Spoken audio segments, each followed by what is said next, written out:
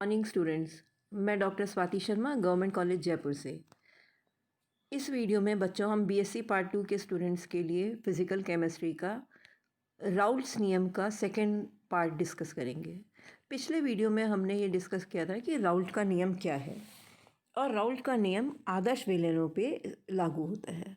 हमने पिछली बार आदर्श विलयनों की बात करी और हमने ये देखा कि आदर्श विलयन जब बनते हैं तो 3 बातें होती हैं कि मिश्रित होने पर न तो ऊष्मा उत्पन्न होती है और न ही विलयन में विलयन ठंडा होता है। अतः इनके लिए जो है मिश्रण होने पर एंथैल्पी का मान शून्य रहता है। एंथैल्पी में परिवर्तन शून्य होता है। Delta H mixture is equal to 0। मिश्रण का डेल्टा एच जो है वो शून्य होता है। ऊष्मा न उत्पन्न हो रही है न ही कंज्यूम हो रही है, अवशोषित हो रही है। दूसरी बात, आयतन में परिवर्तन नहीं होता। Delta V mixing is 0। और तीसरी इम्पॉर्टेंट बात ये थी कि बहुत ज़्यादा डाइल्यूट सॉल्यूशंस हमेशा आइडियल बिहेवियर शो करते हैं, या यूँ कहिए कि अत्यधिक तनुता पर लगभग सभी विलयन आदर्श विलयन के समान होते हैं। अब हम अगले चरण पे बढ़ रहे हैं कि जो विलयन राउल्ट के नियम का पालन नहीं करते या जिनकी डेल्टा एच मिक्सिंग और डेल्टा वी मिक्सिंग शून्य के बराबर नहीं होती, वो क्या होते हैं और कैसे होते हैं। बच्चों, वे अनादर्श विलयन कहलाते हैं। अनादर्श विलयन क्या होते हैं? जब दो द्रव ए और बी ऊपर जो आपको शर्तें बताई गई हैं उनका पालन नहीं करते हैं तो मिश्रित होने पर अनादर्श विलयन बनाते हैं। ये विलयन राउल के नियम से विचलन दर्शाते हैं, वो उसको फॉलो नहीं करते। ये विचलन जो है वो 2 प्रकार का हो सकता है। ये जो डेविएशन है राउल्ट्स लॉ से, वो या तो धनात्मक हो सकता है या ऋणात्मक हो सकता है। तो अब हम दोनों प्रकार के अनादर्श विलयन वाली स्थिति पढ़ेंगे कि जब धनात्मक विचलन होगा तब और ऋणात्मक विचलन होगा तब। धनात्मक विचलन में कब होता है? ऐसी स्थिति कब आती है? जब ए बी के मध्य आकर्षण बल ए व बी के मध्य आकर्षण बलों की तुलना में कमज़ोर होते हैं, दुर्बल होते हैं। जब ए और बी के मुकाबले में ए और बी अणुओं के मध्य आकर्षण बल कमज़ोर होंगे, दुर्बल होंगे, तो ज़्यादा ए और बी के कण अधिक मात्रा में वाष्पित होंगे और दाब जो है वो बढ़ जाएंगे। अर्थात क्या होगा? विलयन के घटकों का आंशिक दाब और विलयन का कुल दाब दोनों ही नियम द्वारा अपेक्षित दाब से अधिक पाए जाएंगे। क्या होगा? पी ए आंशिक दाब ए कंपोनेंट का अवयव का जो कि P0A के बराबर होता था वो अब बराबर न होकर के अधिक होगा। आंशिक दाब P A is more then P0A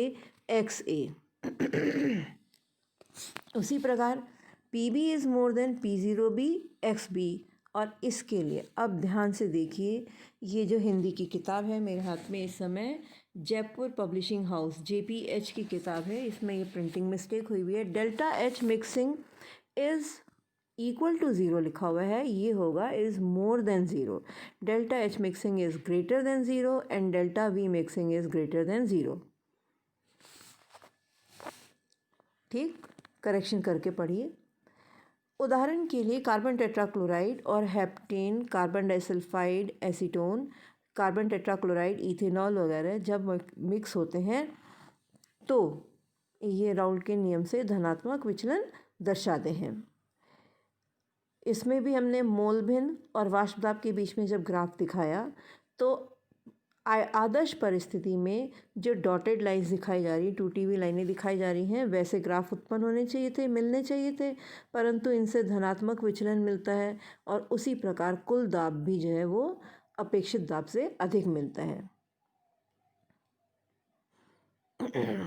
अब दूसरी परिस्थिति ऋणात्मक विचलन की। इसमें भी मोल भिन्न और आंशिक दाबों का जब हम ग्राफ खींचते हैं तो 2Tv रेखाओं से जो दर्शाया जा रहा है वो आदर्श परिस्थिति है और इनसे हमें ऋणात्मक विचलन मिलता है। जो कर्व्स हैं वास्तव में जो प्राप्त होते हैं वो नीचे की ओर से जा रहे हैं, कॉनकेव अवस्था में दिखाई दे रहे हैं और कुल दाब भी जो है वो अपेक्षित दाब से कम मिल रहा है।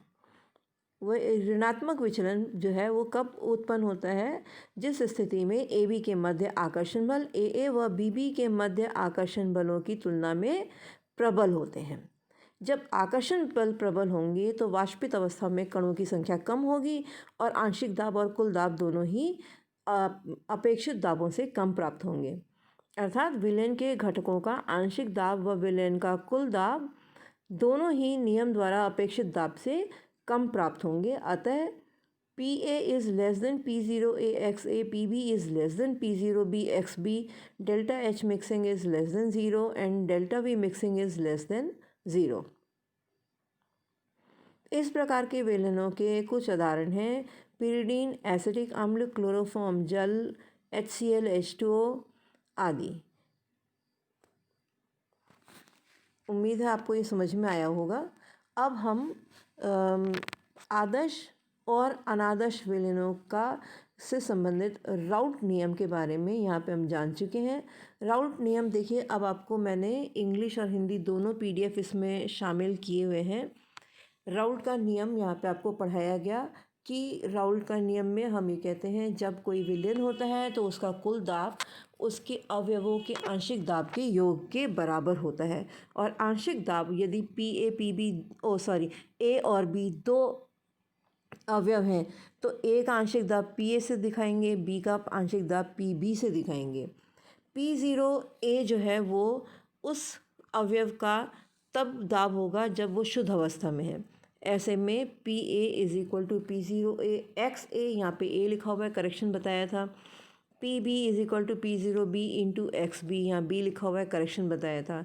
और कुल दाब P will be equal to PA plus PB, या यूँ कहिए P0A into A plus P0B into XB।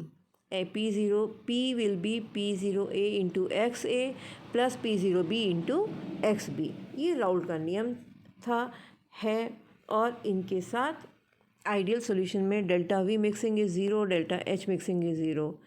जब रियल सॉल्यूशन वास्तविक विलयन आते हैं या यूँ कहिए अनादर्श विलयन आते हैं, तब जो है वो राउल्ट के नियमों का पालन नहीं करते और धनात्मक विचलन की स्थिति में कुल प्रेशर जो है वो आंशिक दाबों के योग से अधिक होता है। अपेक्षित मान राउल्ट के नियम से अपेक्षित मानों से अधिक होता है और उसी प्रकार डेल्टा V मिक्सिंग भी ज़्यादा होती है, डेल्टा H मिक्सिंग भी ज़्यादा होती है। और निगेटिव या ऋणात्मक विचलन में ये दोनों ही मान कम हो जाते हैं ज़ीरो से, डेल्टा H मिक्सिंग और डेल्टा V मिक्सिंग। आपको इंग्लिश की उसमें कुछ न्यूमेरिकल्स हैं, ये सॉल्व्ड एग्जांपल्स हैं, इनको सॉल्व करिए और समझिए। इस वीडियो में इतना ही। Thank you.